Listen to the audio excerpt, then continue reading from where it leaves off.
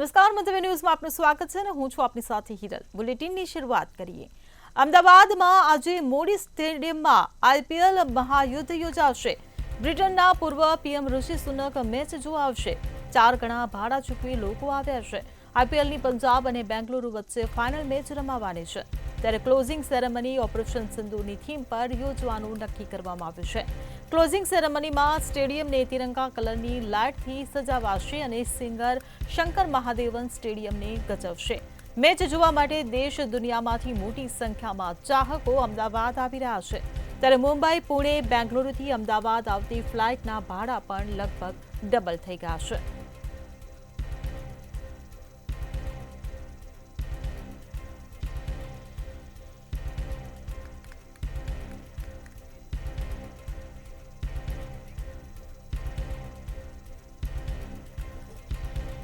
સંવાદદાતા કિંજલ બોરીસા આપણી સાથે ન્યૂઝરૂમથી લાઈવ જોડાઈ ગયા છે। જી કિંજલ, આજે આઈપીએલ ફાઇનલ મેચ રમાવાની છે, લોકોમાં ભારે ઉત્સાહ જોવા મળી રહ્યો છે, શું કહેશો?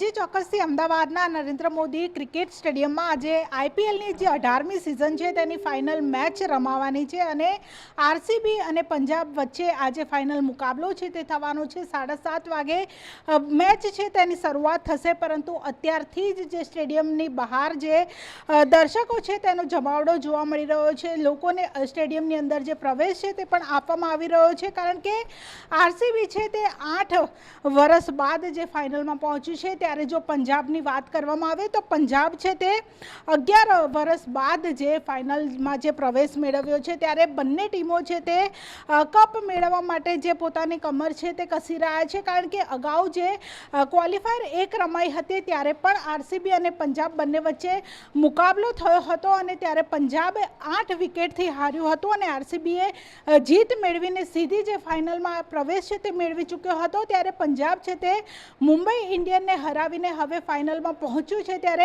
આજની જે મેચ છે તે ખૂબ જ રસાકસી ભરી રહેવાની છે, પરંતુ આજે અમદાવાદમાં જે વરસાદનું જે ઓરેન્જ એલર્ટ છે તે પણ આપવામાં આવ્યું છે, એટલે કે ક્યાંક ને ક્યાંક આજે આઈપીએલની ફાઇનલ મેચમાં વરસાદ છે તે વિલન પણ બની શકે છે, કારણ કે હવામાન વિભાગ દ્વારા પણ જે વરસાદની આગાહી છે તે કરવામાં આવી છે અને તે પ્રમાણે સાંજના ટાઈમે અને બપોરના ટાઈમે અલગ અલગ શહેરના વિસ્તારોમાં ક્યાંક વરસાદી ઝાપટા પણ પડ્યા હતા। એટલે કે જો મેચ શરૂ થશે અને વરસાદ આવશે તો ક્યાંક મેચ છે તેને રોકવી પણ પડી શકે છે, કાં તો મેચ શરૂ થાય પહેલાં જો વરસાદ આવશે તો મેચ છે તે લેટ પણ શરૂ થઈ શકે છે, કારણ કે અગાઉ પણ 2 વર્ષ પહેલાં પણ જ્યારે આઈપીએલની ફાઇનલ મેચ અમદાવાદમાં રમાઈ હતી ત્યારે પણ આ પ્રકારે જે વાતાવરણ છે તે બન્યું હતું અને વરસાદે આઈપીએલની ફાઇનલ મેચમાં વિલન બન્યો હતો। ત્યારે ફરી એક વખત તે વાતનું પુનરાવર્તન ન થાય તેને માટે થઈને જે સ્ટેડિયમમાં તૈયારીઓ પણ કરી દેવામાં આવી છે, પરંતુ આરસીબી અને પંજાબ બંનેના ફેન છે તે હાલ ખૂબ જ ઉત્સાહમાં જોવા મળી રહ્યા છે। સાથે સાથે બંને ટીમ છે તેમણે પ્રેક્ટિસ પણ કરી દીધી છે અને હવે જ્યારે 7:30 વાગે જ્યારે ટોસ થશે અને ટોસ બાદ જે બંને ટીમ છે તે કપ મેળવવા માટેની જે 20 ઓવરની જે મેચ છે તે રમશે। જી, સમગ્ર માહિતી બદલ આભાર। તો દેશ દુનિયામાંથી મોટી સંખ્યામાં ચાહકો અમદાવાદ આવી રહ્યા છે।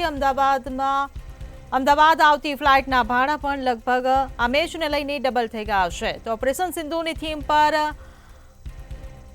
ક્લોઝિંગ સેરેમની યોજાશે, ફ્લાઇટના ભાડા પણ ડબલ થઈ ગયા છે। આજે નરેન્દ્ર મોદી સ્ટેડિયમમાં આઈપીએલનું મહાયુદ્ધ યોજાશે।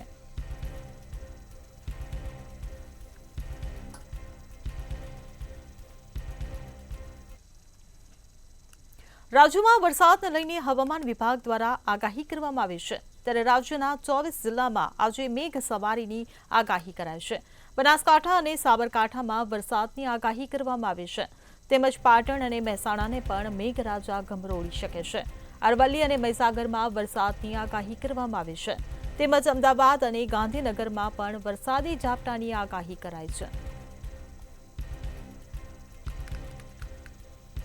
તો બનાસકાંઠા અને સાબરકાંઠામાં વરસાદની આગાહી કરવામાં આવી છે। રાજ્યમાં વરસાદને લઈને હવામાન વિભાગ દ્વારા આગાહી કરવામાં આવી છે। તો પાટણ અને મહેસાણાને પણ મેઘરાજા ગમરોળી શકે છે તો 24 જિલ્લામાં મેઘ સવારી. અમદાવાદ તેમજ ગાંધીનગરમાં પણ વરસાદી ઝાપટા પડ્યા છે.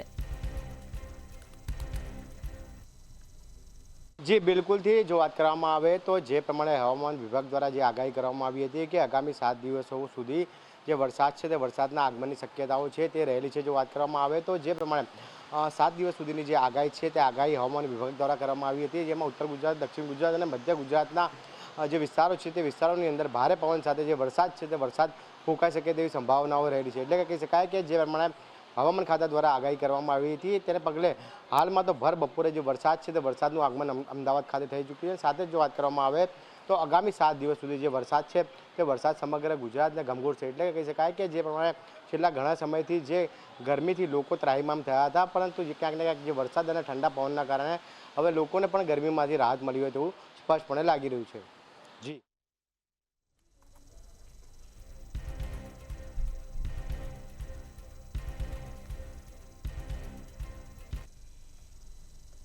રાજ્યમાં દિવસોને દિવસે ફરી એકવાર કોરોનાના કેસોમાં વધારો થતો જોવા મળી રહ્યો છે.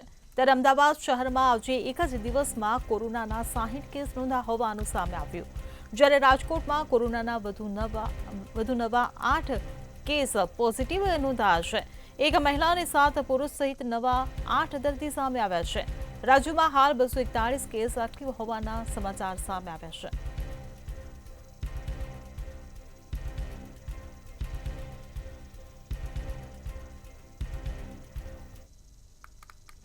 ગુજરાતમાં કોરોનાના કેસ દિન પ્રતિદિન વધતા જાય છે, જો કે નવી ચિંતા ઊભી થઈ છે.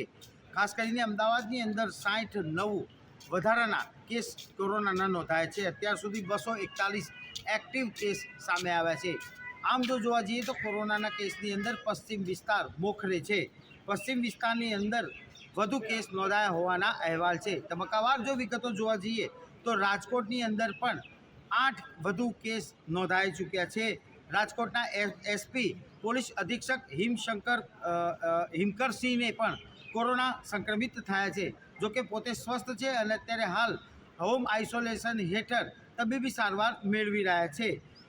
સુરતની અંદર પણ 3 વધુ કેસ નોંધાયા હોવાના સત્તાવાર અહેવાલ પ્રાપ્ત થયા છે. ગુજરાતની અંદર કોરોનાના કારણે 2 અલગ મૃત્યુ થયા હોવાના અહેવાલ છે. દેશની અંદર વાત કરીએ તો દેશમાં 4000થી વધુ એક્ટિવ કોરોનાના કેસ છે. અત્યાર સુધીમાં 39 લોકોના કોરોનાના કારણે મોત થઈ ચૂક્યા છે. હવે રહી વાત અમદાવાદની. અમદાવાદનો પશ્ચિમ વિસ્તાર કોરોનાગ્રસ્ત વધી રહ્યો છે. દિન પ્રતિદિન આ વિસ્તારમાં કેસ વધી રહ્યા છે. ખાસ કરીને બોપલ, ગુમા સહિતના જે વિસ્તારો છે તેની અંદર કોરોનાના વધુ કેસ નોંધાઈ ચૂક્યા છે. અત્યાર સુધી 190થી વધુ કેસ અમદાવાદના પશ્ચિમ વિસ્તારમાં સામે આવ્યા છે. જોકે રાજ્ય સરકાર આ બાબતે સતર્ક રહીને આરોગ્યલક્ષી સેવાઓ ખૂબ જ મજબૂત કરી રહી છે, તો બીજી તરફ ભારત સરકારની ગાઈડલાઈન મુજબ પણ કાર્યવાહી કરી રહી છે.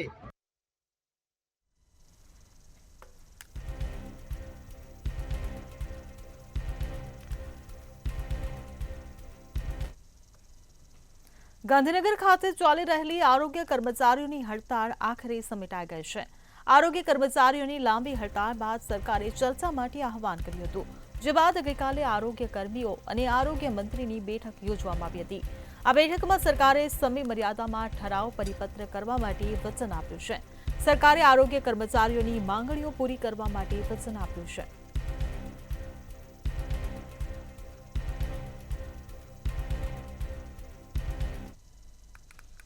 કર્મચારીઓની હડતાલ લાંબો સમય ચાલી હતી. પડતર મહત્વની 3 માંગણીઓના સંદર્ભમાં આરોગ્ય કર્મચારીઓ સરકાર સામે જંગ માંડ્યો હતો. જો કે આ જંગના અનુસંધાનની અંદર વાત કરીએ તો આખરે સરકારે પણ તેમની માંગણીઓ સ્વીકારવા માટે ખાતરી આપી હતી, વચન આપ્યું હતું અને બેઠક કરવા માટે કહેવામાં આવ્યું હતું. પરિણામે આરોગ્ય કર્મચારીઓ જે લાંબા સમય સુધી લડત આપતા હતા તેમણે હડતાલનો અંત આણ્યો હતો. આ બાબતે આજે આરોગ્ય કર્મચારી મહામંડળના પ્રમુખ રણજીતસિંહ મોરીએ મીડિયા સાથેની વાતચીતમાં સ્પષ્ટ કર્યું હતું કે ગઈકાલે મોડી રાત સુધી રાજ્યના આરોગ્ય મંત્રી, રાજ્યના આરોગ્ય અગ્ર સચિવ સહિતના ઉચ્ચ અધિકારીઓ અને મહામંડળના આગેવાનોએ આરોગ્ય મંત્રી સાથે 1-to-1 બેઠક કરી હતી. ત્રણ મહત્ત્વના પ્રશ્નો હતા. એક ગ્રેડ પે અને ટેકનિકલ બાબતમાં સમાવેશ. આમ ત્રણ જે મુદ્દા હતા તે બાબતમાં સરકાર હકારાત્મક થઈ હોવાનો દાવો રણજીતસિંહ મોરી તરફથી કરવામાં આવ્યો હતો. એટલું જ નહીં, ગણતરીના દિવસોની અંદર આ જે માગણીઓ છે તેના અનુસંધાનમાં તેનો જીઆર પણ બહાર પાડવામાં આવશે. એટલે કે હવે આરોગ્ય કર્મચારીઓની જે મહત્ત્વની ત્રણ માગણીઓ હતી તે સંપૂર્ણપણે સરકારે સ્વીકાર કરી લીધો છે અને આડકતરી રીતે આ હડતાલ પણ પૂરી થઈ હોવાનું રણજીતસિંહ મોરી તરફથી જણાવવામાં આવ્યું હતું.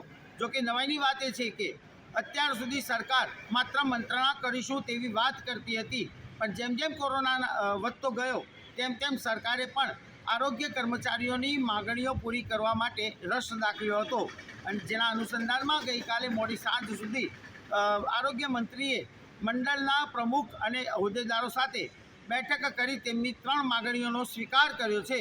એટલે કે હવે આરોગ્ય કર્મચારીઓની માગણીઓ જે હતી તે સરકાર તરફથી પૂરી કરવામાં આવશે તેવું વચન આપવામાં આવ્યું છે.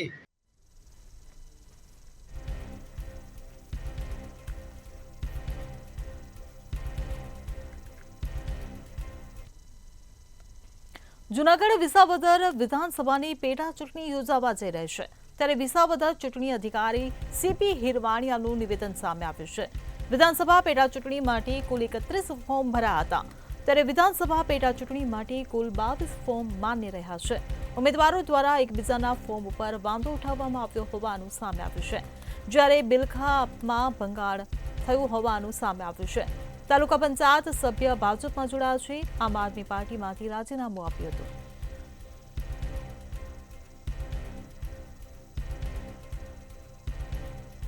તો વિધાનસભા પેટા ચૂંટણી માટે કુલ 22 ફોર્મ માન્ય રહ્યા છે.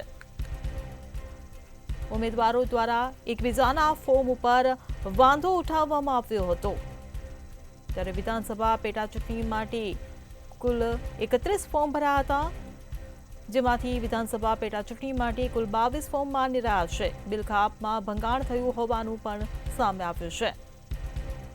તો જૂનાગઢ વિસાવદર વિધાનસભાની પેટા ચૂંટણીનો જે મામલો સામે આવ્યો છે, વિસાવદર ચૂંટણી અધિકારી સીપી હિરવાણિયાનું નિવેદન સામે આવ્યું છે.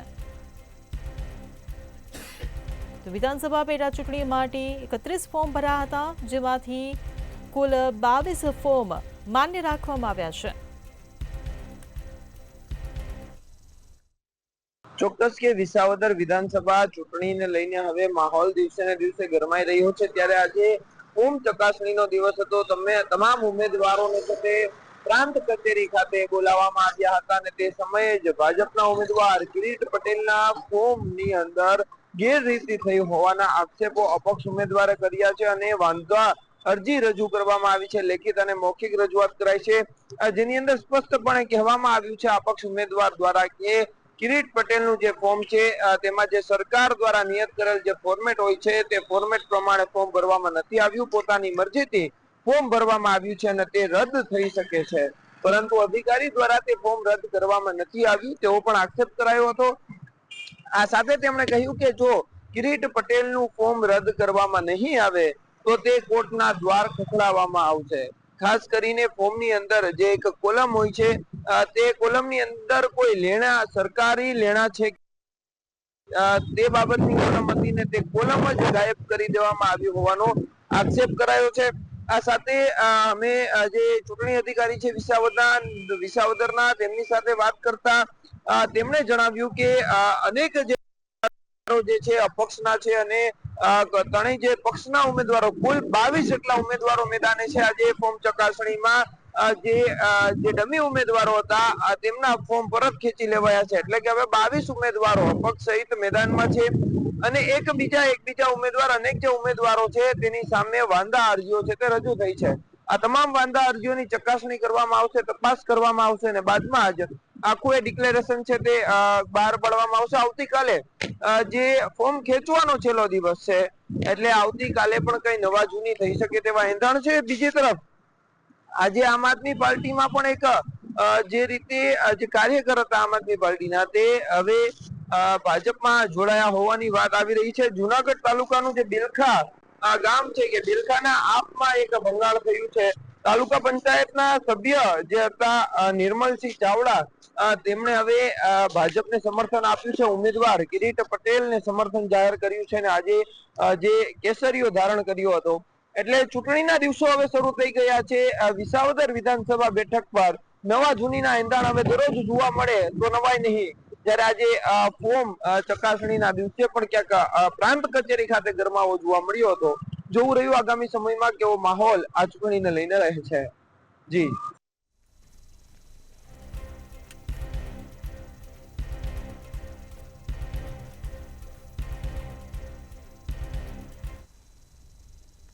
રાજકોટમાં ખાનગી શાળાઓને નોટિસ ફટકારવામાં આવે છે. શિક્ષણ વિભાગની ટીમે 42 સ્કૂલોમાં ચેકિંગ હાથ ધર્યું હતું.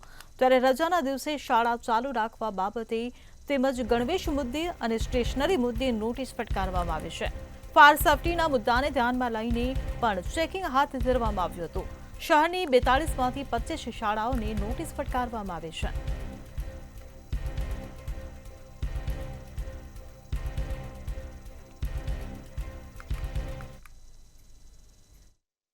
શિક્ષણ વિભાગ દ્વારા રાજકોટની 42 જેટલી જુદી જુદી સ્કૂલમાં આજે ચેકિંગ હાથ ધરવામાં આવ્યું. મહત્વની બાબત એ છે કે તેમાંથી જ 25 જેટલી જે સ્કૂલ છે તેમને નોટિસ છે તે ફટકારવામાં આવી છે. લાંબા સમયથી જે વાલીઓ દ્વારા જે કહી શકાય કે જે નિયમને લઈને જે ફરિયાદ આવતી હતી તેને જ લઈને ક્યાંક ને ક્યાંક હાલ શિક્ષણ વિભાગ દ્વારા હાલ અત્યારે ચેકિંગની કામગીરી હાથ ધરવામાં આવી છે. ફાયર સેફટીના મુદ્દો હોય કે પછી સ્ટેશનરીનો મુદ્દો હોય કે પછી ગણવેશનો મુદ્દો હોય કે પછી રજાના દિવસે જે સ્કૂલ ચાલુ રાખવાનો મુદ્દો હોય, આ તમામ મુદ્દાને લઈને શિક્ષણ વિભાગ દ્વારા ચેકિંગ હાથ ધરવામાં આવ્યું છે. અને ખાસ વાત કરવામાં આવે તો આ ચેકિંગ દરમિયાન કેટલીક જે નામાંકિત સ્કૂલોના નામ પણ સામે આવ્યા છે કે જે સ્કૂલના જે રૂલ્સ એન્ડ રેગ્યુલેશન્સ હોય કે જે સરકારે જે ધારા ધોરણ જે નિર્ધારિત કર્યા હોય તેમને પડકાર ફેંકતો હોય તે પ્રકારની કામગીરી કરતા હોય તેઓને પણ આજે નોટિસ છે તે ફટકારવામાં આવી છે. આગામી સમયમાં આ જે પ્રક્રિયા છે તે યથાવત રહેશે. આ પ્રકારની પ્રતિક્રિયા હાલ જિલ્લા શિક્ષણ અધિકારી દ્વારા આપવામાં આવી છે. ત્યારે આજની વાત કરીએ તો 25 જેટલી જે સ્કૂલો છે તેઓને નોટિસ ફટકારવામાં આવી છે. 42 જેટલી જે સ્કૂલ છે ત્યાં આ સમગ્ર જે ચેકિંગ પ્રક્રિયા છે હાથ ધરવામાં આવી છે. જી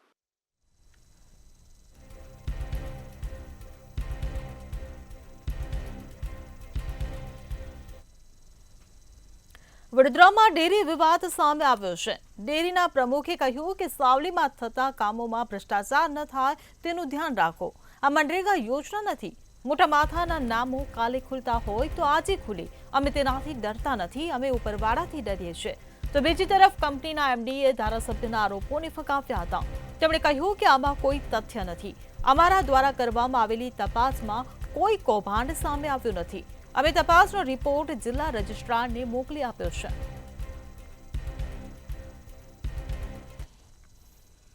ચોક્કસથી સાવલીના ધારાસભ્ય કેતન ઇનામદાર દ્વારા બરોડા ડેરીની ઉપર કેટલાક આક્ષેપો કરવામાં આવ્યા હતા અને આક્ષેપો મુજબ સાવલી તાલુકાને એક ડેરી દ્વારા જે મૃત થઈ ગયેલા લોકો છે તેઓના નામ ચડાવીને નવા ખાતા બનાવીને ડેરીમાંથી બારોબાર આર્થિક વ્યવહાર કર્યા હોવાનું એક કૌભાંડ બહાર કાઢવામાં આવ્યું.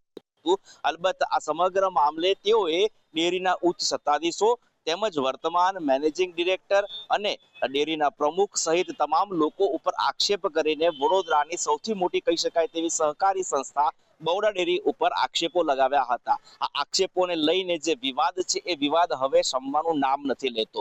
એક તરફ કેતન ઇનામદારના આક્ષેપ બાદ બરોડા ડેરીના જે એમડી છે એમડી દ્વારા તાત્કાલિક રાજીનામું આપવામાં આવ્યું હતું, પરંતુ આ રાજીનામું તેઓએ તેમની નાદુરસ્ત તબિયતને કારણે આપ્યું હોવાનું તેમને મીડિયા સમક્ષ જણાવ્યું હતું. તો તેની સામે આજે સાવલીના ધારાસભ્ય કેતન ઇનામદારે પત્રકાર પરિષદ યોજીને બરોડા ડેરીમાં ચાલતા જે કૌભાંડ છે તે અંગેની સમીક્ષા કરી હતી. અલબત્ત આ તમામ બાબતો વચ્ચે હવે એક નવો વિવાદ સામે આવ્યો છે અને વિવાદ મુજબ બરોડા ડેરીના વર્તમાન પ્રમુખ દિનુભાઈ પટેલ એટલે કે પાદરાના પૂર્વ ધારાસભ્ય દિનુ મામાએ કેતન ઇનામદાર દ્વારા કરવામાં આવેલા આક્ષેપનો વળતો જવાબ આપવામાં આવ્યો છે. દિનુ મામાએ સાવલીના ધારાસભ્યને રોકડું પરખાવતા જણાવ્યું હતું કે આ બરોડા ડેરી એ સહકારી ડેરી છે, આ મનરેગાની યોજના નથી કે જેમાં કોઈ પણ પ્રકારનો ભ્રષ્ટાચાર થાય. અલબત્ત કોઈ પણ પ્રકારનો ભ્રષ્ટાચાર ન થાય તે માટે જ બરોડા ડેરીનું સુચારુપૂર્ણ આયોજન કરવામાં આવી રહ્યું છે.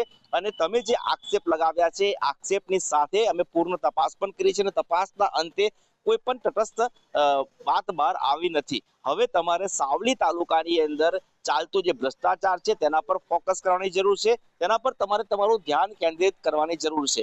અલબત્ત સાવલી તાલુકાની અંદર અનેક એવા ભ્રષ્ટાચારો ચાલી રહ્યા છે જેની સામે તપાસ થવી જોઈએ એવું પણ દિનુ મામાએ કેતન ઇનામદારને મોટપણમાં શિખામણ આપી છે. અહીંયા ઉલ્લેખનીય બાબત એ પણ છે કે પાદરાના ધારાસભ્ય દિનુ મામા અત્યારે વર્તમાન બરોડા ડેરીના પ્રમુખ છે, તો સાથે સાથે તેઓ સહકારી આગેવાન તરીકે પણ આ વિસ્તારની અંદર પ્રચલિત છે. ત્યારે તેઓ દ્વારા આ એક સ્ટેટમેન્ટ એ પ્રકારનું આપવામાં આવ્યું છે કે ડેરીમાં કોઈ પણ પ્રકારનો ભ્રષ્ટાચાર ન થાય તેના માટે વર્તમાન બોર્ડ હંમેશા કાર્યરત રહેલું છે અને અત્યાર સુધીમાં આવો કોઈ ભ્રષ્ટાચાર સામે પણ નથી આવ્યો. એટલે કે કેતન ઇનામદાર દ્વારા જે કરવામાં આવેલા આક્ષેપ છે એ ક્યાંક ને ક્યાંક પાયાવિહોણા છે. અલબત્ત જે ડેરીની અંદર ગોટાળો થયો છે એ ગોટાળો તે ડેરીના મંત્રી દ્વારા કરવામાં આવ્યો છે તેવું પણ તપાસની અંદર બહાર આવ્યું છે અને મંત્રી સામે કાયદેસરની કાર્યવાહી પણ કરવામાં આવશે એવું ડેરીના સત્તાધીશોએ કબૂલ્યું છે.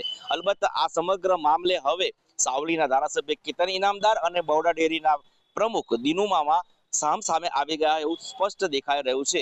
જોવાનું એ રહેશે કે આવનારા દિવસોમાં ભારતીય જનતા પાર્ટીનું સંગઠન આ બંને બાહુબલી નેતાઓને કેવી રીતે શાંત કરે છે. જી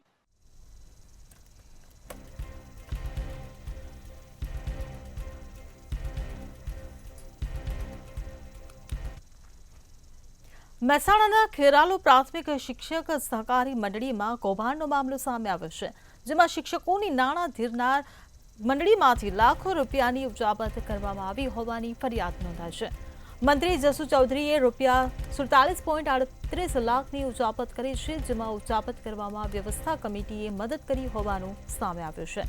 આ સાથે જ જૂની અને નવી વ્યવસ્થા કમિટીની પણ સામેલગીરી જોવા મળતા હવે જૂની નવી કમિટીઓના મંત્રીઓ અને પ્રમુખો સામે ફરિયાદ નોંધવામાં આવી છે. હાલ કુલ 24 મેમ્બરો સામે ખેરાલુ પોલીસ સ્ટેશનમાં ફરિયાદ નોંધાઈ છે.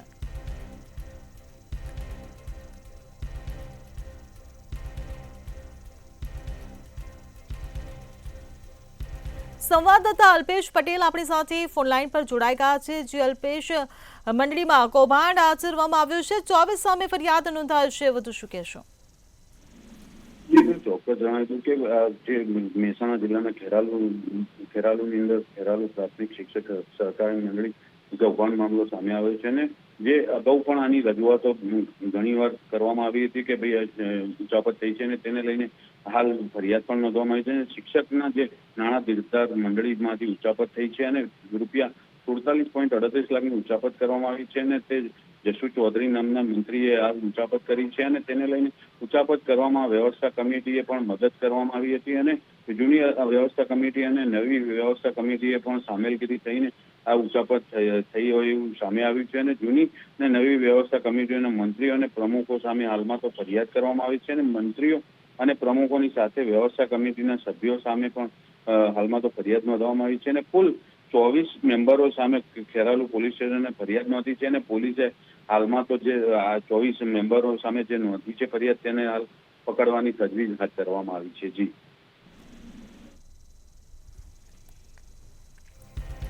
જી સમગ્ર માહિતી બદલ આભાર. તો જૂની નવી કમિટીઓના મંત્રીઓ પ્રમુખો સામે ફરિયાદ નોંધવામાં આવી છે. મંડળીમાં કૌભાંડનો પર્દાફાશ થયો છે. મહેસાણામાં ખેરાલુ પ્રાથમિક શિક્ષક સહકારી મંડળીમાં કૌભાંડ. શિક્ષકોની નાણાં ધીરધાર મંડળીમાંથી લાખોની ઉચાપત કરવામાં આવી. મંત્રી જસુ ચૌધરીએ ₹47.38 લાખની ઉચાપત કરી. ચૌધરીની ઉચાપત કરવામાં વ્યવસ્થા કમિટીએ મદદ કરી હોવાનો ખુલાસો થયો છે. તો જૂની અને નવી વ્યવસ્થા કમિટીની પણ સામેલગીરી સામે આવી છે.